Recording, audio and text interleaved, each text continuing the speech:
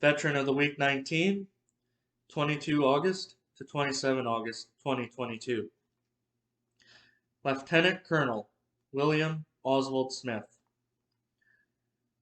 Lieutenant Colonel William Oswald Smyth was born on the 4th of October, 1873, in Toronto, York, Ontario, to William John Smith and Sarah Bagshaw.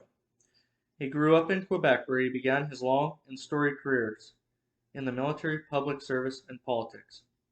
Lieutenant Colonel Smyth had begun his military career when he served 3 years in the Montreal High School Cadets.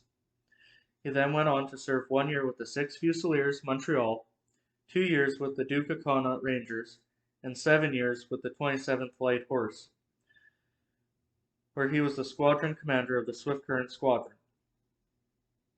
He ran for office in the 1908 Saskatchewan general election as a candidate for the Swift Current district seat, representing the Saskatchewan Provincial Rights Party, a successor party to the Northwest Territories Conservative Party.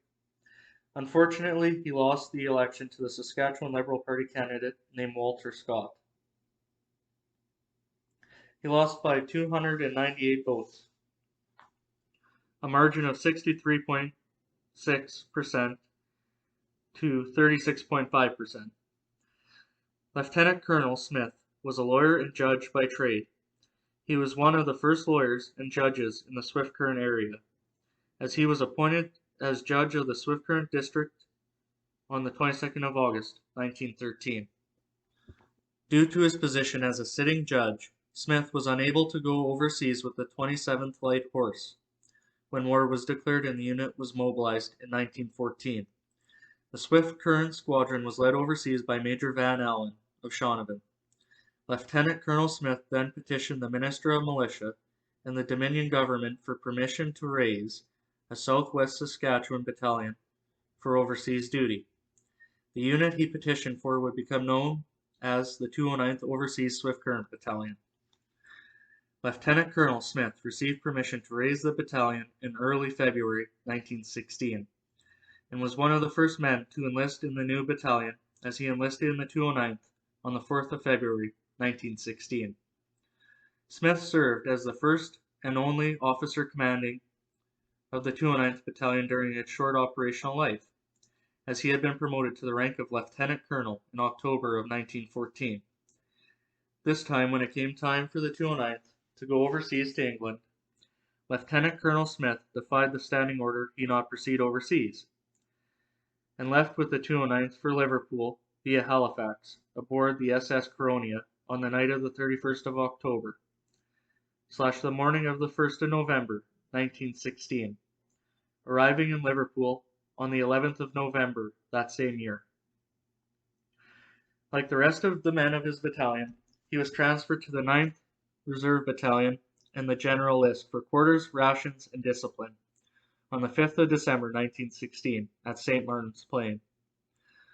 Not much later, on the 26th of January 1917, Lieutenant Colonel Smyth received a letter containing orders and disciplinary words from the Canadian Minister of Justice, ordering the Lieutenant Colonel to return home to Canada at once, having been caught defying the standing orders that a sitting judge cannot serve on overseas duties, as it would interfere with his duties as a judge. With his war over, Lieutenant Colonel Smyth sailed home to Canada aboard the SS Scotian. He eventually retired from being a judge in the early 1940s and remarried, as his first wife, Frances Letta Smyth, passed away in 1935. He remarried to Marion Anna Mantle in Whatcom County, Washington, USA. He retired to Vancouver, British Columbia, where he was living at the time of his passing.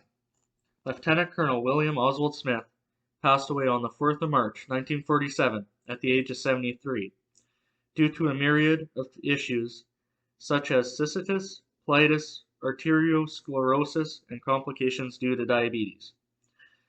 He would be cremated 3 days later, on the 7th of March, 1947.